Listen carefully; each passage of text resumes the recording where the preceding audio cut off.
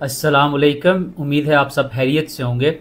आज हम डिस्कस करेंगे लंदन हाई कोर्ट से आने वाली recent judgment Chaudhry Yasin and Abrar Qureshi के बारे में। जैसे कि आप सब जानते हैं कि चौधरी यासीन साहब आज़ाद कश्मीर के सीनियर सियासतदान हैं और अबरार कुरैशी साहब आज़ाद कश्मीर के एक फेमस जर्नलिस्ट हैं। तो हम ये देखने की कोशिश करेंगे कि ऐसा क्या हुआ कि लंदन की कोर्ट ने अबरार कुरैशी साहब को ये ऑर्डर दिया कि वो चौधरी यासीन और उनके बेटे आमिर यासीन को 2,60,000 पाउंड अदा करें, जो कि पाकिस्तानी रुपए में तकरीबन 10 करोड़ 25 लाख रुपया बनता है। और अगर आप जर्नलिस्ट हैं और आपके फॉलोअर्स यूके, यूएस या डेवलप्ड कंट्रीज़ में हैं तो आप ये वीडियो लाजमी देखें ताकि आपको पता चल सके कि उन ममालिक में फ्रीडम ऑफ एक्सप्रेशन की क्या लिमिट्स हैं। जब मैं ये जजमेंट पढ़ रहा था तो मैंने ये सोचा कि इस वीडियो का टाइटल होना चाहिए ज़िंदगी में अच्छा वकील ना होने के नुकसानात, और इसकी वजह जब आप पूरी वीडियो देखेंगे तो आपको मालूम हो जाएगी। इस वीडियो में मैं कोई भी पर्सनल ओपिनियन शेयर नहीं करूंगा, मैं सिर्फ और सिर्फ आपसे वो बात शेयर करूंगा जो जजमेंट में लिखी हुई है। मुझसे ये केस जिसने भी डिस्कस किए या जिसने भी सवालात किए उसने मेरे से एक ही बात पूछी या उसने मुझे एक ही बात बताई कि आपको पता है कि चौधरी यासीन साहब के ऊपर यूके में केस हुआ हुआ है, उनको जल्द सज़ा होने वाली है और वो जेल जा सकते हैं। तो मैं उनको बताता था कि भाई ऐसा नहीं है, ये केस सिविल नेचर का केस है, ये क्रिमिनल केस नहीं है और इसमें कोई भी जेल नहीं जा सकता। और दूसरी बड़ी बात, ये केस अबरार कुरैशी साहब ने नहीं किया था बल्कि चौधरी यासीन साहब ने अदालत से रब्ता किया और अदालत को बताया कि अबरार कुरैशी साहब ने ये इंटरव्यू पब्लिश किया जिसमें मेरे पे land grabbing, tax evasion, murder, torture और इस तरह के संगीन इल्ज़ामात लगाए गए, जिसकी वजह से मेरी रेपुटेशन बैडली इफेक्ट हुई और जो आने वाले 2026 के इलेक्शंस हैं उसमें मुझे बहुत सख्त नुकसान पहुंचा इस वीडियो की वजह से।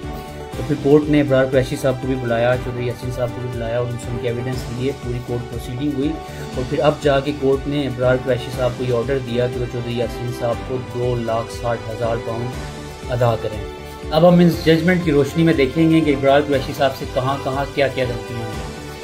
सबसे पहले तो कुरैशी साहब ने वकील हायर नहीं किया और बिल्कुल एंड पे जाके उन्हें डायरेक्ट एक्सेस बैरिस्टर हायर कर लिया, मतलब उन्हें सोलिसिटर हायर नहीं किया, सिर्फ बैरिस्टर ही हायर किया, वो भी ट्रायल स्टार्ट होने के बाद। उसकी वजह से काफ़ी गलतियाँ हुई। सबसे पहले तो उन्होंने 3 डिफेंस रेज किए थे, लेकिन ट्रायल स्टार्ट होने के बाद उन्होंने 2 डिफेंस अबेंडन कर दिए और सिर्फ एक पब्लिक इंटरेस्ट के डिफेंस को लेके आगे चले। उसके बाद जो उन्हें अपनी विटनेस स्टेटमेंट जमा करवाई थी वो इंग्लिश में थी, लेकिन जब ट्रायल स्टार्ट हुआ तो उन्होंने कोर्ट को बताया कि मुझे इंग्लिश नहीं आती और मुझे ट्रांसलेटर चाहिए। तो उस बात पे कोर्ट ने उनकी विटनेस स्टेटमेंट को इनएडमिसिबल करार दे दिया, क्योंकि रूल्स के मुताबिक विटनेस स्टेटमेंट आपकी अपनी ज़ुबान में होनी चाहिए और फिर आप उसको साथ में सर्टिफाइड इंग्लिश ट्रांसलेशन करवा के आप कोर्ट में आपने जमा करवानी होती है। मतलब आप अपनी ज़ुबान में विटनेस स्टेटमेंट देते हैं, फिर उसकी सर्टिफाइड ट्रांसलेशन करवाते हैं और वो ट्रांसलेशन जाके कोर्ट में जमा करवाते हैं।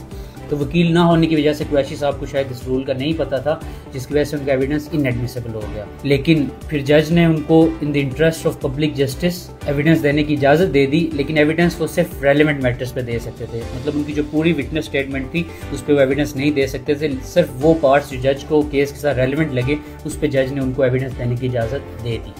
उसके बाद अगला जो मेन इशू था वो इन्वेस्टिगेशन का था।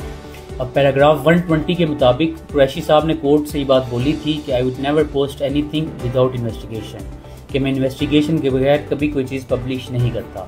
तो उस बात पे कोर्ट ने उनसे एविडेंस मांगा कि आप हमें प्रूफ देंगे आपने कहाँ इन्वेस्टिगेशन की, कैसे की, किससे रब्ता किया, कहाँ पे उसको नोट किया। तो कुरैशी साहब उसमें एविडेंस देने में नाकाम रहे और कुरैशी साहब ने बोला कि मैंने अपनी सारी इन्वेस्टिगेशन फ़ोन कॉल्स के थ्रू की और मेरे नोट सारे फिजिकली रिटर्न थे जिनको मैंने रिटर्न नहीं किया, इसलिए मैं वो डॉक्यूमेंट सबमिट नहीं करवा सकता। लेकिन उसमें एक और मज़े की बात थी कि कुरैशी साहब ने कोर्ट से बोला कि मैंने मई 2021 से इन्वेस्टिगेशन स्टार्ट कर दी, लेकिन कोर्ट ने ये बात नोट की कि सबील साहब का इंटरव्यू तो अक्टूबर 2021 में पब्लिश हुआ। तो अगर इंटरव्यू 2021 के अक्टूबर में पब्लिश हुआ तो कुरैशी साहब मई में इन्वेस्टिगेशन कैसे स्टार्ट कर सकते थे। तो कोर्ट इस बात पे भी कोर्ट ने इस बात को काफ़ी सीरियसली नोट किया। फिर पैराग्राफ 131 में कोर्ट ने ये बात बोली कि कुरैशी साहब की जो विटनेस स्टेटमेंट्स थी और जो उनके बयानात और उनके जो आगे स्टाफ के बयानात थे वो इनकंसिस्टेंट थे, मतलब उनमें तजाद था, जिसकी वजह से उनकी क्रेडिबिलिटी पे काफ़ी असर पड़ा। अब as a journalist Abrar Qureshi sahab की जिम्मेदारी थी कि इंटरव्यू पब्लिश करने से पहले वो चौधरी यासीन साहब के साथ रब्ता करके उनका मौक़िफ़ लेते। उस मामले में जब कोर्ट ने उनसे ये बात पूछी तो उन्होंने बोला कि I have contacted him many times, लेकिन वो सिर्फ 3 दफ़ा कॉन्टैक्ट करने का प्रूफ दे सके और वो 3 दफ़ा भी उन्हें खुद कॉन्टैक्ट नहीं किया था बल्कि उनके आगे किसी बंदे ने चौधरी यासीन साहब से कॉन्टैक्ट किया था। तो फिर कोर्ट ने इस बात पे जोर दिया कि अबरार कुरैशी साहब ने सही तरीके से चौधरी यासीन साहब से कॉन्टैक्ट नहीं किया।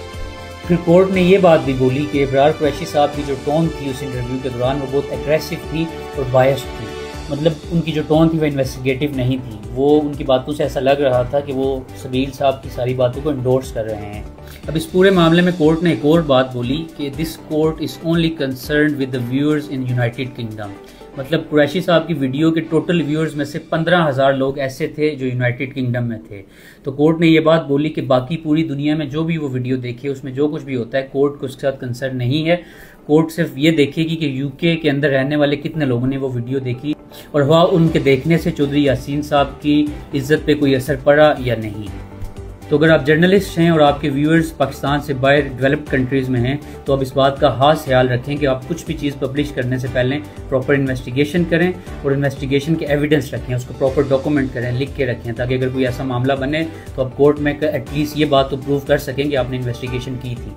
کیونکہ اس معاملے میں ابرار قریشی صاحب بالکل ناکام رہے کورٹ کو یہ بات بتانے میں کہ میں نے انویسٹیگیشن کی یا نہیں کی، کیونکہ وہ اس معاملے میں کوئی بھی ایویڈنس دینے میں ناکام رہے۔ اب اگر چودھری یاسین صاحب کی سائڈ دیکھی جائے تو پیراگراف 116 میں جج نے یہ بات بولی کہ چودھری صاحب نے جس لیول کے ڈیمیجز کلیم کیے ہیں وہ اس لیول کے ڈیمیجز کا ایویڈنس دینے میں ناکام رہے ہیں، لیکن کورٹ نے یہ بات ایکسیپٹ کی کہ اس انٹرویو کی وجہ سے کسی نہ کسی حد تک ان کی ریپوٹیشن پہ اثر پڑا، جس وجہ سے وہ امبیرس ہوئے۔ چودھری یاسین صاحب اور عامر یاسین صاحب نے کورٹ سے یہ بات بولا کہ وہ جہاں بھی جاتے تھے لوگ ان سے سوالات کرتے تھے، ان سے پوچھتے تھے، ویڈیو کے بارے میں پوچھتے تھے،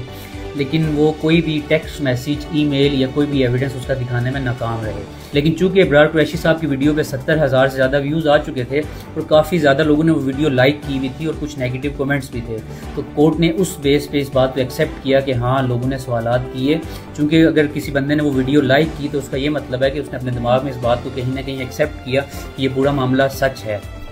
اب ایک اور مزے کی بات جو اس کیس میں ہے، پیراگراف 116 میں جج نے لکھا کہ عامر یاسین صاحب نے جج سے بولا کہ میں مرڈر کیس میں جیل میں تھا،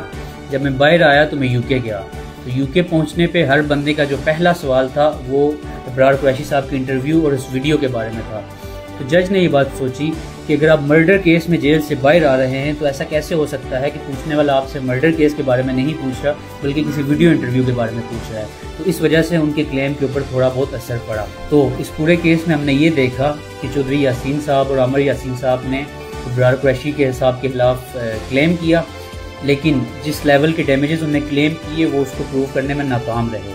دوسری سائڈ پہ ابرار قریشی صاحب نے بتایا کہ میں نے پراپر انویسٹیگیشن کی ہے، لیکن وہ بھی انویسٹیگیشن کی پروف دینے میں ناکام رہے۔ تو اوورآل جب کورٹ نے کنکلوڈ کیا تو انہوں نے یہ بات مانی کہ ابرار قریشی صاحب نے پراپر انویسٹیگیشن نہیں کی اور ان کی انٹرویو پبلش ہونے کی وجہ سے چودھری یاسین اور عامر یاسین صاحب کی ریپوٹیشن پہ کسی نہ کسی حد تک اثر پڑا، اور وہ اثر پڑنے کی وجہ سے کورٹ نے یہ آرڈر دیا کہ ابرار قریشی صاحب 2,60,000 پاؤنڈ عامر یاسین اور چودھری یاسین صاحب کو ادا کریں۔ تو اگر آپ ایک جرنلسٹ ہیں تو آپ پہ یہ بات لازم ہے کہ آپ کوئی بھی سٹوری پبلش کرنے سے پہلے اس کی تھورو انویسٹیگیشن کریں اور اس انویسٹیگیشن کو ڈاکومنٹ کریں، اور اگر جب تک آپ کی انویسٹیگیشن مکمل نہیں ہو جاتی اور آپ اس چیز سے کنونس نہیں ہو جاتے، کبھی بھی کوئی بھی چیز اس طرح پبلش نہ کریں۔ بہت شکریہ۔